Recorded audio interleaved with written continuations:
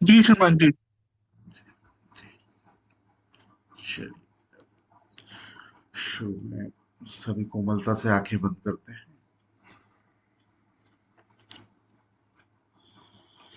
परम पूजनीय भगवान देवात्मा को अपने समक्ष महसूस करते हुए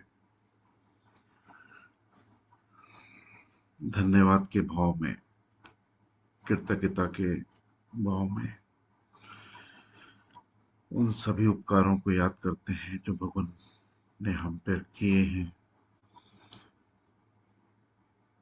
उन सभी संबंधों को धन्यवाद करते हैं जिनसे मेरा विकास संभव हो पाया। उन सभी शुभकामना करने वालों को धन्यवाद करते हैं जिन्होंने मेरे शारीरिक आत्मिक विकास के लिए शुभकामनाएं की।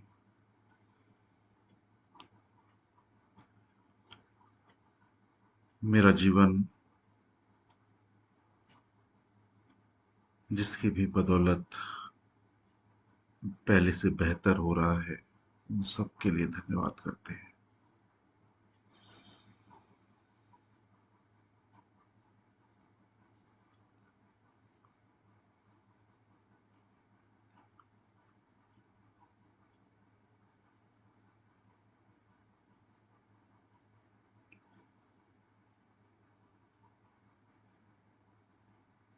सबका शुभ, सबका हित, सबका भला हो। सभी आंखें खोल सकते हैं। आज का विशेष दिन जो कि चिंतन सत्र के रूप में आता ही है, और सुबह के साधनों में, शाम के साधनों में और दोपहर के साधनों में जो भी हमारा आत्मिक विकास हो पाता है, हम जितने भी चार्ज हो पाते हैं उसके आधार पर हम अपना जीवन जीते ही हैं।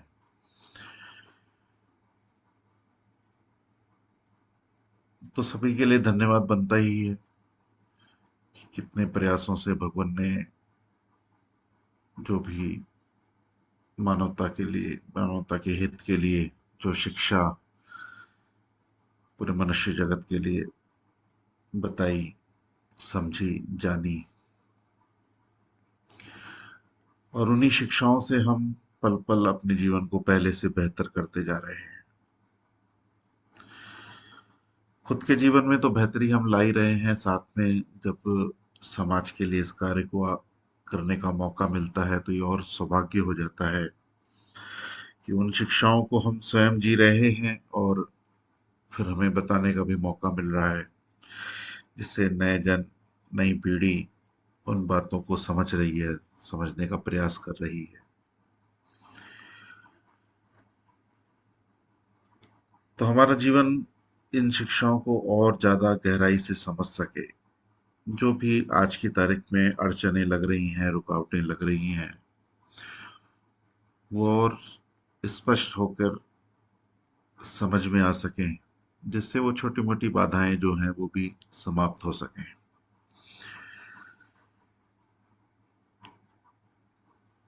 पिछले सत्रों में हमने बहुत कुछ जाना कि हमें मनन क्यों करना है, हमें चिंतन क्यों करना है, संबंधों को पहले से बेहतर कैसे बनाया जा सकता है, हमारी वार्तालाप कैसी हो, हम कैसे भाव रखें, हम कैसे वर्तमान में रह सकें, हमें भूतकाल की पीड़ा ना हो और भविष्य की चिंता ना हो, अपने वर्तमान को बेहतर कर सकें।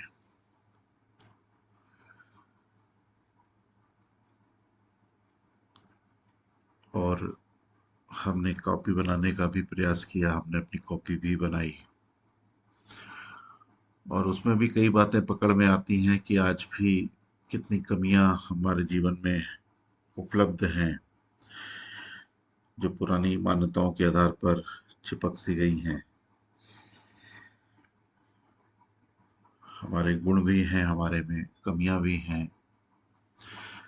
हमें लक्ष्य स्पष्ट हो पाया कि मेरा मनुष्य जीवन का लक्ष्य क्या है।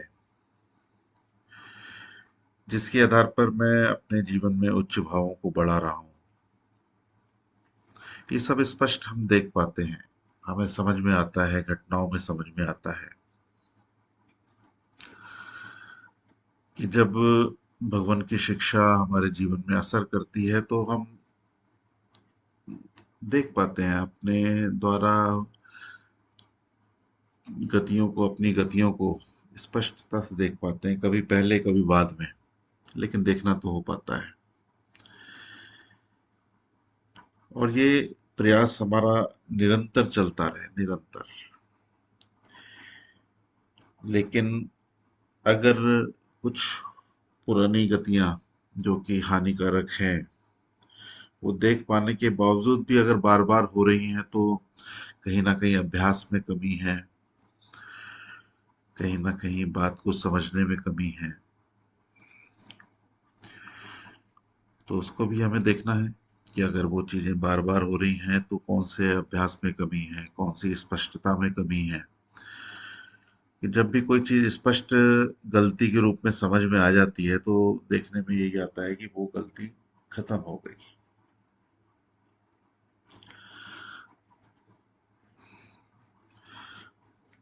तो कभी बचपन की जब हम याद करते हैं तो कई गलतियां होती थी, तो फिर उसको हम रट लेते थे, जैसे किसी की स्पेलिंग हो गई या मात्राएं हो गई, तो रट लेते थे कि इसमें इस तरफ से आएगी डंडी, इस तरफ से डंडी आएगी, या स्पेलिंग को रट लेते थे। तो देखने में आता था कि रटी हुई चीज भी फिर हम भूल जाते थे, फिर वापस पुरानी आधार पे आ जाते थे। लेकिन जब बात को समझ जाते थे तो फिर उसके बाद वो गलतियां खत्म सी हो जाती थी। शुरू शुरू की बातें सन मेरे ख्याल से 2009 के आसपास की बात होगी, या 2012 के आसपास की है।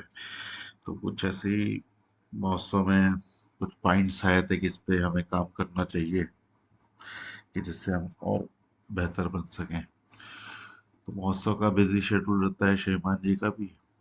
तो उस समय उन्होंने बोला कि ठीक है, आप लिख के सवेरे सवेरे 6:30 7 या जो भी टाइम ऐसा रहा होगा, निवास पे आ जाइएगा, तो उसमें डिस्कस कर लेंगे। तो मैं लिख के चला गया 2 पन्ने में। तो कई पॉइंट्स थे उसमें, बहुत उत्सुकता थी कि पहली बार वो इस टाइप की मीटिंग हम करने वाले थे आपस में। तो जैसे ही वो पेपर श्रीमान जी को मैंने पकड़ाया, तो उसमें बोला कि मीटिंग तो बाद में करते हैं, इसमें बहुत सारी भूलें हैं, स्पेलिंग मिस्टेक्स हैं। तो लगभग 18 से 19 जगह बोले लग गए कि ये ऐसी सी मिस्टेक्स हैं इसमें स्पेलिंग की। तो उस दिन वो चीजें पकड़ में आई कि कुछ ऐसी चीजें हैं जिनको हम नहीं समझ पाते, तो वो गलतियां निरंतर होती भी रहती हैं, हमें वो सच लगती हैं कि सही हैं, क्योंकि वो सही के प्रयास में थी। लेकिन जब वो गोले लगे तो उसके बाद उन गलतियों को पकड़ना हुआ, उसको देखना हुआ। लेकिन ठीक है, मन में थोड़ा सा लगा, लेकिन धीरे धीरे अभ्यास के बाद वो गलतियां जीवन से खत्म होती गई, खासतौर से स्पेलिंग्स वाली। लेकिन फिर भी जीवन की जो गलतियां हो रही थी वो हो ही रही थी, क्योंकि जब हम कोई स्पेलिंग मिस्टेक करते हैं, उसकी समझ पैदा करते हैं, तो वो सुलेख तो हमारा बदल जाता है, वो चीजें बदल जाती है, हमारी लिखावट भी बदल जाती है, राइटिंग भी बदल जाती है, सब कुछ है। लेकिन जो आत्मिक गलतियां हो रही हैं, जिसका प्रभाव मेरी आत्मा पे पड़ रहा है, उनको देख पाना और उनसे निकल पाना, एक ये लंबा प्रयास है कि हमें मालूम भी नहीं पड़ता, सही बोले तो हमें मालूम भी नहीं पड़ता। आज जो भी हमारे आसपास समाज के लोग दिख रहे हैं, वो जो गलतियां कर रही हैं, कर रहे हैं, तो हम देख पाते हैं, क्योंकि हम उन चीजों को भगवान के दृष्टिकोण से देख चुके हैं, समझ चुके हैं, हमें दिख जाती हैं। तो ये एक बहुत बड़ा गैप है समझ और अज्ञान के बीच में, कि जब अज्ञान से चलता हुआ आदमी उसी को ज्ञान समझ ले, तो उसमें बदलाव की चाहत खत्म हो जाती है। वो अपनी हानियों को देख नहीं पाता, उस दिशा में आगे बढ़ नहीं पाता जो उसको विकास दे सकती है। लेकिन विकास की परिभाषा समाज में दूसरी है। भौतिक संसाधन की उपलब्धता, उसके धन की वृद्धि, उसी चीज को विकास समझ के बैठा हुआ है अज्ञान में।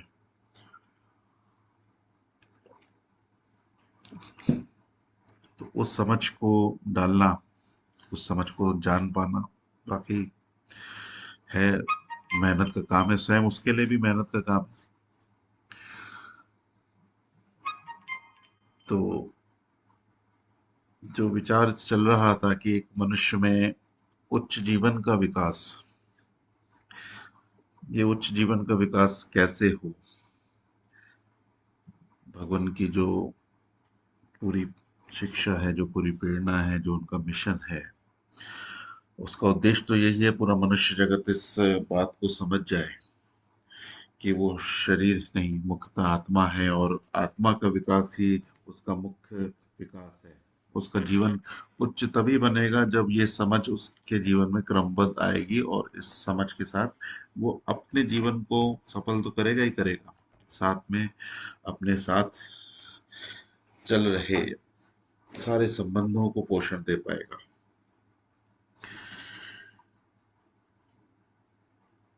तो परम पूजनीय भगवान देवात्मा के देवशास्त्र खंड 3 का 40वां अध्याय मेरे निगाह में अभी आया।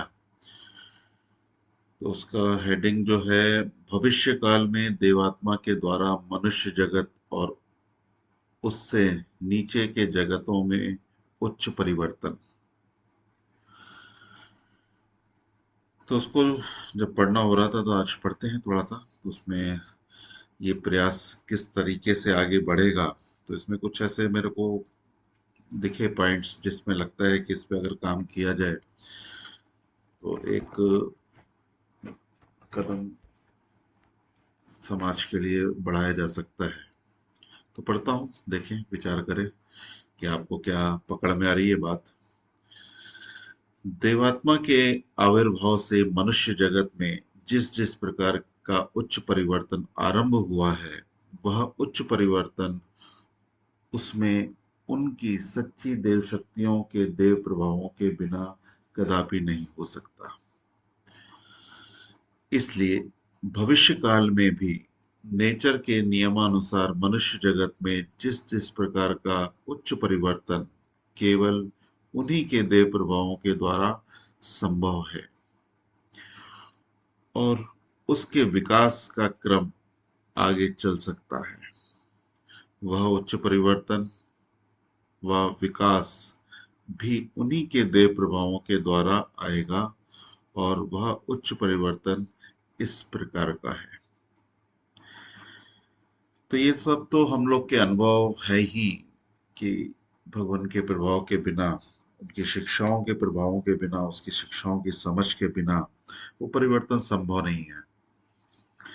शुरू से पहले दिन से हम जब देखें कि भगवान से जुड़ने का पहला दिन और आज का दिन, किस प्रकार से वो क्रमबद्ध प्रभाव हम पे काम करता गया, कैसे साधनों के माध्यम से धीरे धीरे हमें अपनी कमियां, अपनी गलतियां दिखनी स्पष्ट हुई, और ये स्पष्ट हुआ कि किस प्रकार हम जीवन तो सुख के लिए जी रहे हैं, लेकिन उसमें मेरी आत्मा की हानि हो रही है।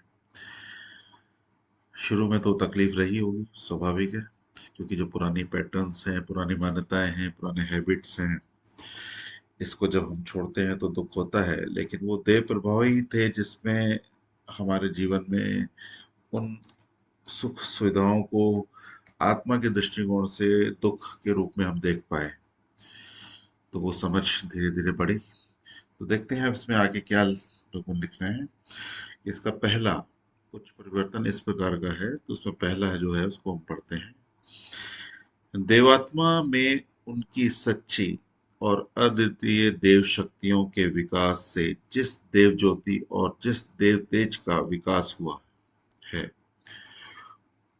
उनकी उस देव ज्योति और उस देव तेज की किरणें जिन जिन अधिकारी जनों में उनकी अपनी अपनी योग्यता के अनुसार जितने जितने अंश प्रवेश करने का अवसर पा सकी हैं, उनसे उनके आत्मा ज्योतिर्मान हुए हैं, और वह उनकी इस देव ज्योति में अपने अपने आत्मा के गठन प्राप्त रूप और अपने अपने आत्मिक जीवन की विविध बातों के संबंध में कई प्रकार के सत्यों को देखने के योग्य हुए हैं, और इन सत्यों के दर्शन से ही उन्हें धर्म के विषय में सत्य ज्ञान मिला है। और जो सत्य ज्ञान उन्हें देवात्मा की इस देवज्योति के बिना कभी भी और कहीं से भी प्राप्त नहीं हो सकता था, और इस सत्य ज्ञान के मिलने से ही उसे अपने आत्मा के संबंध में जिस जिस प्रकार के मिथ्या विश्वास दूर हुए हैं, वह मिथ्या विश्वास भी उनकी इस देवज्योति के बिना किसी और प्रकार से दूर नहीं हो सकते थे। अगला पैराग्राफ। मनुष्य जगत की यह पहली प्रकार की का उच्च परिवर्तन है, जो देवात्मा के आविर्भाव के द्वारा ही आ सकता था और आया है। इसीलिए नेचर के अटल नियमानुसार भविष्य काल में भी मनुष्य जगत के अधिकारी आत्माओं में ऐसा उच्च परिवर्तन केवल उन्हीं की देव ज्योति और उन्हीं के देव तेज के द्वारा आएगा, और उसके बिना कदापि नहीं आएगा। तो इसका जो पहला पॉइंट लिखा है, उसमें ये जो आखिरी पैराग्राफ में हमने पढ़ा कि भविष्य में भी इस नेचर के अटल नियम अनुसार भविष्य काल में भी मनुष्य जगत के अधिकारी आत्माओं में ऐसा उच्च परिवर्तन केवल उन्हीं की देव ज्योति और उन्हीं के देव तेज के द्वारा आएगा, उसके बिना कदापि नहीं आएगा। तो जैसे कि सूरज की किरणें सुबह हम लोग को पड़ती हैं, तो हमारे जीवन में एक ऊर्जा का संचार होता है। हमारे शारीरिक क्रियाओं में जो रात्रिकालीन है और जो दिन का काल है, उसमें दोनों में फर्क है कि उसमें सूरज की ऊर्जा से हम जब कार्य शुरू करते हैं तो एक विशेष एनर्जी हमारे साथ रहती है।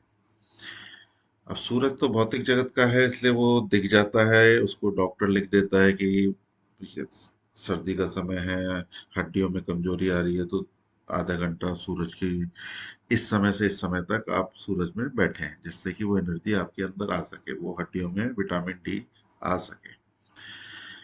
तो डॉक्टर को मालूम है कि आपके शरीर में कुछ विकार ऐसे हैं जिसको सूरज की तपन से या उसकी एनर्जी से खत्म किया जा सकता है। तो जो शारीरिक डॉक्टर होते हैं वो तो इस प्रकार का प्रयास करते हैं और उसके आधार पे हम कार्य भी करते हैं। अब बस समझना यही है कि पहली समझ तो यही आ जाती है कि आपको आत्मा का बोध जाग जाए कि मैं सिर्फ शरीर ही नहीं, आत्मा भी हूँ, और पल पल इन दोनों का ही साथ हमारे साथ चल रहा है। जब शरीर है तो आत्मा है, और जो कर्म है उसका प्रभाव आत्मा पे भी पड़ रहा है। आपके विचार हैं, भाव हैं, उसका प्रभाव आत्मा पे भी पड़ रहा है। इस चीज की स्पष्टता होनी बहुत जरूरी है। जब तक ये बात स्पष्ट नहीं होती तब तक हम उस अज्ञान में, उस शरीर की रक्षा में तो लगे रहते हैं, लेकिन आत्मा का रक्षा का प्रयास नहीं करते हैं। क्योंकि शारीरिक तकलीफें हमें दिख जाती हैं, आत्मिक तकलीफें हमें दुख के रूप में दिखती है, लेकिन उसको भी हम शारीरिक सुखों में मिटाने का प्रयास करते हैं। जब भी हमारा मन उदास होता है, आत्मा उदास होती है, तो भी हम कोई ना कोई मनोरंजन का साधन चालू कर लेंगे। टीवी है, मोबाइल्स हैं, या कहीं घूमना है, कुछ खरीदारी करनी है, इस टाइप के प्रयास से हम उस दुख को दबा लेते हैं कुछ पलों के लिए। लेकिन वो तो क्योंकि आत्मा का दुख है, कहीं ना कहीं आपको सम्मान की कमी है, कहीं ना कोई उच्च भाव आपका पोषित नहीं हो रहा है, कहीं किसी के प्रति घृणा है, ईर्ष्या है, द्वेष है, तो ये बार बार ये घटनाएं घटती हैं और बार बार हम उस दुख में आते हैं और फिर शारीरिक सुखों में उस दुख को मिटाने का प्रयास करते रहते हैं। तो ये तब तक चलता रहता है जब तक भगवान देवात्मा की शिक्षा, जो उनके प्रभाव हैं, उनकी समझ जब तक हम तक नहीं पहुंची। हम सब में भी परिवर्तन ऐसे ही आया कि हम भी उसी पीड़ाओं में थे, लेकिन जैसे ही वो समझ हमें आई, हमने उन बातों को जाना, तो उस अंधकार से हम निकल पाए। तो ऐसे ही नए जन्म जो अधिकारी जन हैं वो भी उसी दिशा में उसी तरीके से ही आगे बढ़ेंगे। तो हमारे जीवन का मुख्य उद्देश्य है कि वो देव ज्योति, जैसे कि समाज में अगर हम जितना भी जान चुके हैं आत्मा की शिक्षा को, तो एक तरह से कह सकते हैं कि हम उन क्षेत्रों में उस विषय के डॉक्टर बन गए हैं। तो हमारा फर्ज बनता है कि उस विषय के डॉक्टर के रूप में किसी का भी दुख दिख रहा है, किसी का भी ऐसा आत्मिक दुख दिख रहा है, तो डॉक्टर के रूप में उस तक उस बात को पहुंचाना कि आप जो दुखी हैं उसकी कारण जो भी है, लेकिन सिर्फ शारीरिक सुखों से उसको कुछ पल के लिए अनदेखा तो कर सकते हैं, लेकिन उसको मिटा नहीं सकते। तो उसके लिए हमें अपनी आत्मा को पोषित करना पड़ेगा, हमें आत्मा की खुराक को बढ़ाना पड़ेगा। और वो आत्मा की खुराक क्या है? शिक्षाओं में भगवान ने दिया ही हुआ है। तो जब ये बात स्पष्ट होती है तब सामने वाले के अंदर जिज्ञासा जाग पाती है कि वो सिर्फ शरीर नहीं है, आत्मा भी है, उसके विषय को और गहराई से जानने की उसकी प्रबल इच्छा होती है। और नेचर के नियम के अनुसार उसका ये जानना ही उसका विकास क्रम का पहला कदम होता है। तो ये पहले पैराग्राफ से हमें यही समझ में आ रहा है कि वो अधिकारी जन, तो पहली बात तो ये है कि अधिकारी जन कौन? हमारे सामने तो कई लोग हैं। अधिकारी जन भी वही हो सकता है जो आंतरिक उसकी अवस्था क्या है, उसको आंतरिक अवस्था क्या है। बाहर से तो सब एक जैसे ही दिख रहे हैं, लेकिन जब हम कुछ जनों से ये चर्चाएं करते हैं तो कुछ जन उस विषय को और आगे जानना चाहते हैं और आगे सुनना चाहते हैं, तो वो समझिए उस श्रेणी में आ रहे हैं कि उसमें उस चीज की जिज्ञासा जाग गई। कई जनों में तो जिज्ञासा ही नहीं जाग पाती, वो आपको अनसुना करना शुरू कर देते हैं, आपके सामने ज्यादा नहीं बैठते, क्योंकि होता यही है कि इस चर्चा में हमें खुद को देखने का प्रयास होता है। और अभी तक जीवन दूसरे को देखने के प्रयास में चल रहा था कि वो ऐसा वो ऐसा वो ऐसा, लेकिन जहां ही अपनी आत्मा की बात आती है तो हमें खुद को देखने का प्रयास चालू होता है। और खुद को देखना स्वाभाविक रूप से हम सब जानते हैं कि वो कठिन है। तो अब दूसरे पॉइंट पे जाते हैं कि भगवान देवात्मा ने दूसरे पॉइंट में क्या लिखा है। देवात्मा की ही देव ज्योति को पाकर जिन जिन अधिकारी जनों को अपनी अपनी योग्यता अनुसार, यहाँ देखिएगा, अपनी अपनी योग्यता के अनुसार नेचर के जिस किसी जगत के संबंध में अपने जिन जिन अन्याय मूलक कर्मों व दुराचारों को अपने अपने आत्मा के लिए हानिकारक रूप में देखने का अवसर मिला है, ये भी योग्यता के अनुसार ही है। अपनी कमियों को देख पाना वो भी योग्यता है, उन कमियों के नुकसान को देख पाना वो भी योग्यता है। और उनके देव तेज की किरणों को पाकर उनमें से जिस जिस के प्रति उनमें उच्च घृणा का इतना भाव उत्पन्न हुआ है कि जिससे उन्होंने नेचर के ही आत्मिक जगत के नियमानुसार अपने अपने उन पापों और दुराचारों को त्याग कर दिया है और उनसे सच्ची मोक्ष लाभ की है। वह सच्ची मोक्ष भी उन्हें देवात्मा के ही देव प्रभावों की प्राप्ति से लाभ हो सकती थी और इसलिए ही लाभ हुई। इस सच्ची मोक्ष को पाकर उनके आत्माओं में जो उच्च परिवर्तन आया और उनमें इस उच्च परिवर्तन आने से पहले उनके द्वारा नेचर के जिस किसी जगत के जिन जिन अस्तित्वों की जो जो हानियां पहुंची थी और जो जो अनुचित दुख मिला था, उस उस हानि और उस दुख से बचने का उन्हें अवसर मिला। वह उच्च परिवर्तन मनुष्य जगत में देवात्मा के ही इस विचित्र प्रभावों की प्राप्ति से संभव था और उनकी प्राप्ति के बिना कदापि नहीं। इसलिए भविष्य काल में भी इसी प्रकार का उच्च परिवर्तन देवात्मा के ही देव प्रभावों के द्वारा आएगा, उनके बिना कदापि नहीं। तो देखिए इसमें कितनी बारीक चीजें पकड़ में आई है कि पहले तो मनुष्य जगत को जब हम कुछ चीज समझाने का प्रयास करते हैं तो अपनी अपनी योग्यता अनुसार, उसमें जैसी भी योग्यता होती है, तो पहले तो अगर वो बहुत अहंकार में है, अपने को ही सब कुछ समझ के बैठा है, तो उसमें थोड़ा सा बात कम हो पाती है। लेकिन जो भी थोड़ा सा जो भी थोड़ा धरातल से जुड़ा हुआ है, यानी उनके संस्कारों से, उनकी परवरिश से, उसमें इस बात को ग्रहण करने की क्षमता है कि उसमें कुछ ना कुछ नया जानने का प्रयास हमेशा रहे। तो अगर ये प्रयास उसमें रहता है तो वो कुछ बातों को समझ सकता है और अपनी योग्यता अनुसार अपनी कमियों को देख पाता है कि अ, हमारा मुख्य उद्देश्य ये है कि हमारे जो संबंध है वो चारों जगतों से जुड़े हुए हैं। सिर्फ इतनी सी बात है कि चारों जगत के प्रति हमारे जो भी कर्म, जो भी विचार हो रहे हैं, वो सदैव पोषित हो।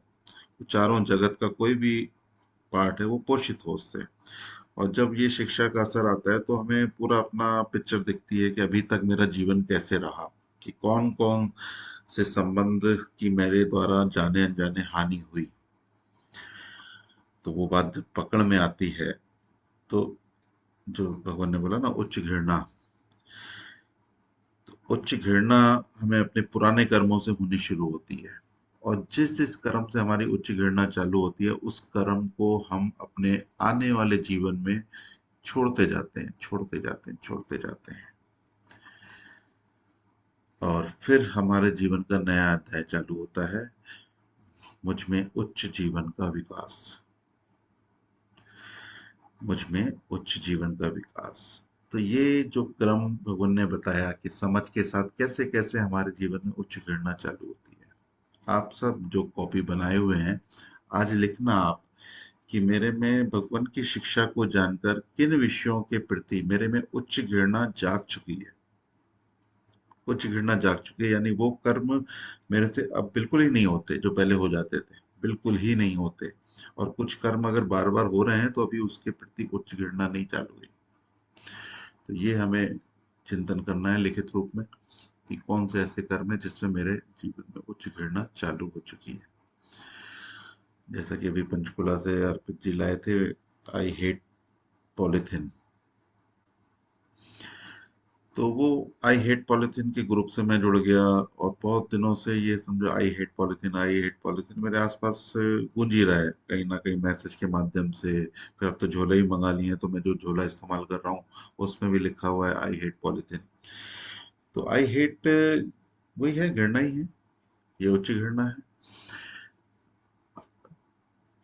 तो ये ध्यान आता है कि जब ये विचार मेरे माइंड में चल रहा है तो कहीं भी पन्नी दिखती है तो तुरंत ये टॉपिक मेरे मन में आ जाता है, I hate polythene, I hate polythene.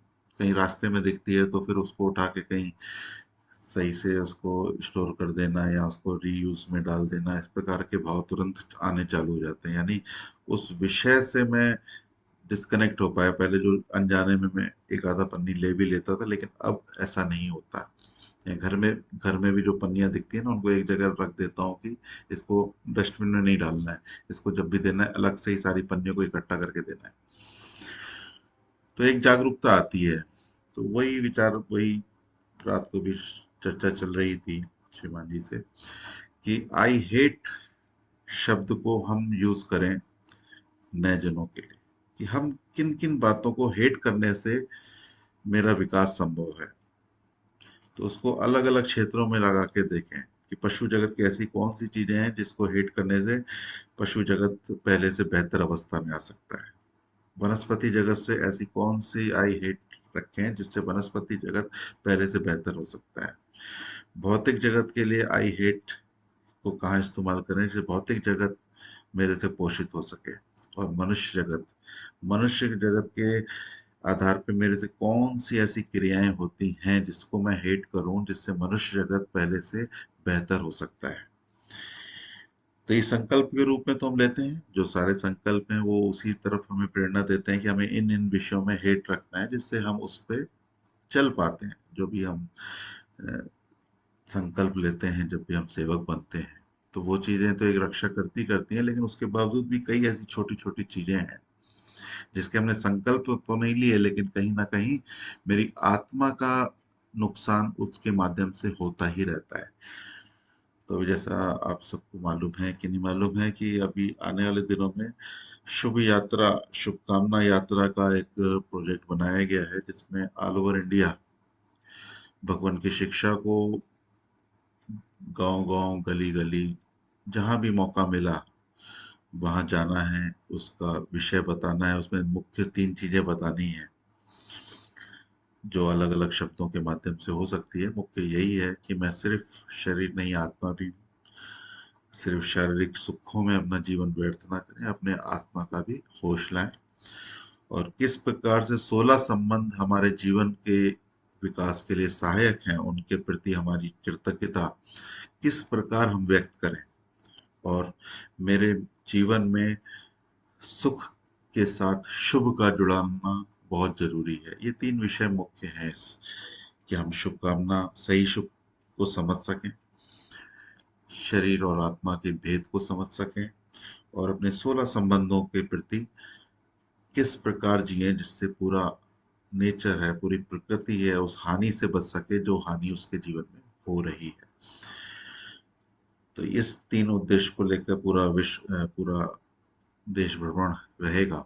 हो सकता है वो 1 साल चले, 2 साल चले, 3 साल चले, लेकिन ये निरंतरता से इस दिशा में कार्य किया जाएगा। उस समय आप सब सहयोगी तो हो ही, अपने अपने शहर में बैठ के जब भी वो टीम आएगी तो आपके माध्यम से आपके आसपास भी वो काम करेगी ही। तो एक तो ये उद्देश्य के प्रति काम हो ही रहा है, जिससे हम ये उच्च घृणा को पैदा करें, आई हेट। तो एक मनुष्य तब जाके सही जीवन को जी पाता है जब इन सब बुराइयों से वो हेट करता है, विरोध करता है। उसके जीवन में ना कोई नशा रहे। तो हम देखेंगे जब हम लिस्ट बनाते हैं ना, तो उसमें कई चीजें तो हम हेट करते हैं, लेकिन कई ऐसी चीजें हैं जो मेरी आत्मिक और शारीरिक हानि करती हैं, लेकिन उसमें हम हेट नहीं करते, क्योंकि वो हमारे जीवन का हिस्सा बन चुकी हैं। ये आम नागरिक की भी बात है, हमारी भी बात है। तो जब ये विषय निकल के आया तो ये समझ में आया कि ये इस प्रकार के जब पेपर पहुंचेंगे तो कहीं ना कहीं एक जागरूकता जागेगी, और उसमें जो देव प्रभाव और देव तेज और देव ज्योति, वो शिक्षा ही है एक्चुअली। भगवान की ये शिक्षा ही है, जैसे पहुंचती है तो उस शिक्षा को पाकर हमें वो सब दिखने लगता है। तो देव ज्योति भी यही है, जिस विषय में आपको स्पष्टता आ जाती है वो चीजें आपको दिखने लगती हैं, तो उस ज्योति में हम वो चीजें देख पाते हैं। तो अगला पैराग्राफ हम पढ़ते हैं।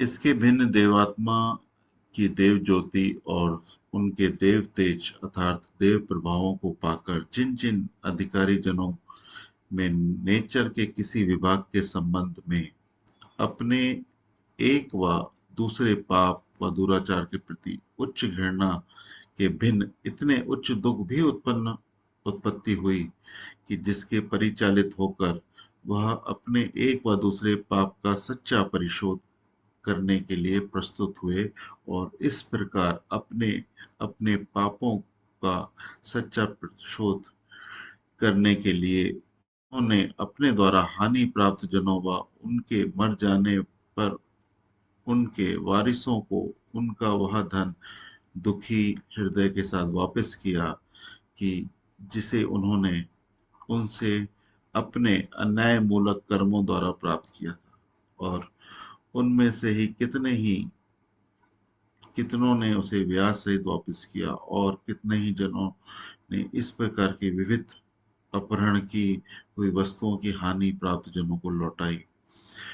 उनकी ऐसी अनोखी क्रिया से जहां एक और ऐसे जनों को अपने अपने आत्मिक विकारों में सच्ची पवित्रता मिली, कि जो इस प्रकार के पापों से उनमें उत्पन्न हुए थे, वहां दूसरी ओर हानि प्राप्त जनों व उनके वारिसों को अपना अपना खोया धन प्राप्त हुआ, और अपनी अपनी खोई वस्तुएं भी प्राप्त हुई। उससे उन्हें शांति मिली और उचित सुख का लाभ हुआ। और जब किसी ऐसी परिशोधकर्ता अपने द्वारा हानि प्राप्त जनों का कुछ पता ना मिला, तब उसने उस अपहरण के द्वारा प्राप्त धन को अपने पास रखने के स्थान में किसी भले कार्य को समर्पण किया। ऐसा अनोखा और पूर्णता विस्मयजनक आत्मिक उच्च परिवर्तन भी मनुष्य जगत में देवात्मा के आविर्भाव के बिना कदापि नहीं हो सकता था। इसलिए भविष्य काल में भी अधिकारी जनों में इस प्रकार के उच्च परिवर्तन देवात्मा के ही देव प्रभावों के द्वारा आएगा और आ सकेगा, और उनके बिना कदापि नहीं। तो इसमें देखिए, जब हमें समझ में आती है कि ये गलतियां हमसे हो चुकी हैं, तो एक तो चलिए धन विषय में तो होता ही है, किसी भी भौतिक चीजों के विषय में तो होता है कि उसको वापस लौटाते हैं। लेकिन कई ऐसी चीजें होती हैं जिसमें हम अपने शरीर की हानि की अनजाने में, किसी आदत के कारण, किसी नशे के कारण, तो ये जब होश जागता है तो उसका जो ऋण है या जिस उसका परिशोध है वो कैसे होगा। तो वो ऐसे होता है कि जैसे जो पन्नी अभियान है, आई हेट पॉलिथीन, तो जो बंदे ने वो शुरू किया काम, तो उससे पहले तो उसने इस चीजों का इस्तेमाल किया, काफी किया, बचपन से करता आया। लेकिन जिस दिन बोध हुआ तो उसने क्या काम किया, उसने समाज में वो लेके निकला कि आई हेट पॉलिथीन, तो मैं क्यों हेट करता हूँ, उसने उस विषय को सबको बताना शुरू किया कि मैं इसलिए इसको हेट करता हूँ कि इससे मेरी हानि तो हो ही रही थी, मेरे अज्ञान के कारण मैं इसको पशु जगत, मनुष्य जगत, भौतिक जगत और वनस्पति जगत सभी की हानि कर रहा था इसके कारण। और इसके परिशोध में उसने वो अभियान को अभियान के रूप में आगे बढ़ा दिया। तो ऐसे ही जिस जिस विषय में हमारी खुद की समझ खुलती है और उस उच्च घृणा में माते हैं, तो उस उच्च घृणा को हमें दूसरे के अंदर भी उत्पन्न करना है। ये एक सेवा है कि जिन विषयों को हम समझ गए कि ये मेरे लिए उच्च घृणा का विषय हो गई, मेरी आत्मा का विकास अब शुरू हो गया, तो उस उच्च घृणा को दूसरे के अंदर पैदा करना। तो भगवान के ज्ञान के रूप में बताना उसको, उसके अंदर भी उस उच्च घृणा को उत्पन्न करना, जिससे वो भी उस विकारों से निकल सके, वो भी अपने जीवन को उच्चतम की दिशा में ले जा सके। तो ये प्रयास भी इसी दिशा में है कि भौतिक ही नहीं, सिर्फ जो आंतरिक विकार हमें दिखते हैं जिससे हमारी उच्च घृणा होती है, हमें निम्न भाव दिख जाते हैं, उस निम्न भावों के प्रति उच्च घृणा हो जाती है, तो वो विषय भी समाज को बताना और उसके प्रति जागरूक करना, ये भी एक परिशोध है। तो लास्ट पैराग्राफ पढ़ते हैं इसका, तीसरा।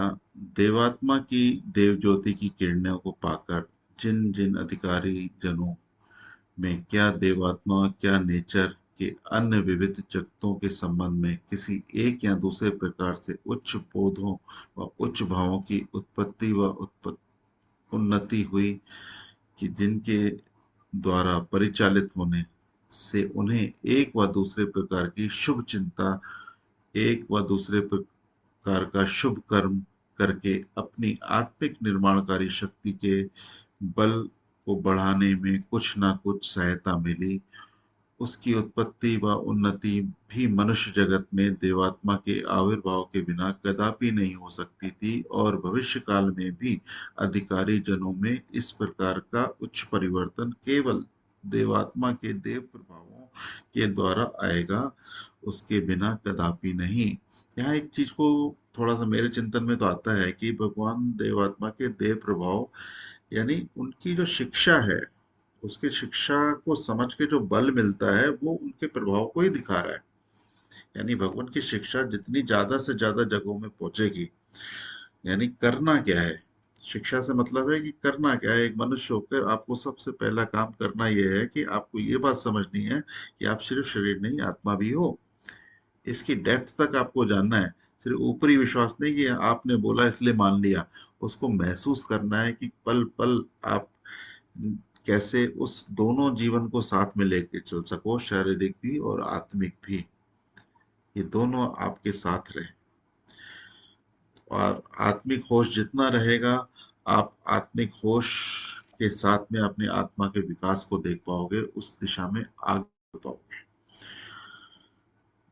तो ये आज हमने 3 पॉइंट पढ़े हैं इसके, और आने वाले दिनों में इसमें हम आगे भी पढ़ेंगे किस प्रकार मनुष्य जगत में आज के वक्त में भगवान ने खुद लिखा है कि आगे भी यानी हमेशा के लिए क्रम यही रहेगा शिक्षा का। तो मुझ में उच्च जीवन का विकास, अभी श्रीमान जी बोल रहे थे ना कि आगे का टॉपिक क्या रहेगा, तो मुझ में उच्च जीवन का विकास ये टॉपिक रहेगा, जो कि बात चल रही है कि रात के सेशन जितने भी होंगे वो इसी टॉपिक को कंटिन्यू बनाएंगे। उसका मुख्य हेडिंग यही रहेगा, मुझ में उच्च जीवन का विकास। और जो भी जन उसमें शामिल होंगे वो अपनी अपनी कॉपी में कवर पेज में यही लिखेंगे, मुझ में उच्च जीवन का विकास। तो सभी को अपने जीवन को देखते हुए उसके विकास को, क्रम को देखना है। अपने बातों को देखकर धीरे धीरे हम उसमें अभ्यास करते जाएंगे, और आने वाले 3-4 महीने उसी दिशा में हम काम करेंगे। और नियमित प्रश्न भी करेंगे, कोई रुकावट आ रही है उसको भी हम साझा करेंगे। कुल मिला के ये एक वर्कशॉप के रूप में रात के सेशंस चलेंगे। तो इसमें और बातचीत चलेगी, अभी इसमें क्या परिवर्तन आएंगे तो बातचीत के बाद हम और डिक्लेरेशन आ जाएगा। तो उसका टॉपिक यही रहेगा कि मुझ में उच्च जीवन का विकास। तो क्रम से उसको हम जानेंगे। ये मार्च के महीने में विचार आया है ऐसा। तो उसमें एक टीम बन के हम आगे बढ़ेंगे कि इसको रात के सेशंस को अटेंड करना, उसको समझना, और समझकर फिर अपने साथ में जो परिवारजन है, बच्चे हैं, उनसे उन बातों को डिस्कशन में लाना, फिर उनको भी उसी रात वाले सेशंस में जोड़ना। तो किस प्रकार एक मनुष्य का जीवन पहले से और बेहतर हो सकता है समाज के रूप में। तो हम सब जो इस ग्रुप में जुड़े हुए हैं या इस साधनों को सुन रहे हैं, इसी दिशा में रात के सेशनों में एक क्रम से हम आगे बढ़ेंगे, ऐसा मेरा विचार है। फिर जैसा आप सबकी सलाह होगी उस दिशा में हम आगे बढ़ेंगे धीरे धीरे। तो सबका शुभ हो। ये सब जानकर आपका कोई भाव हो तो अवश्य शेयर कर सकते हैं। शुभो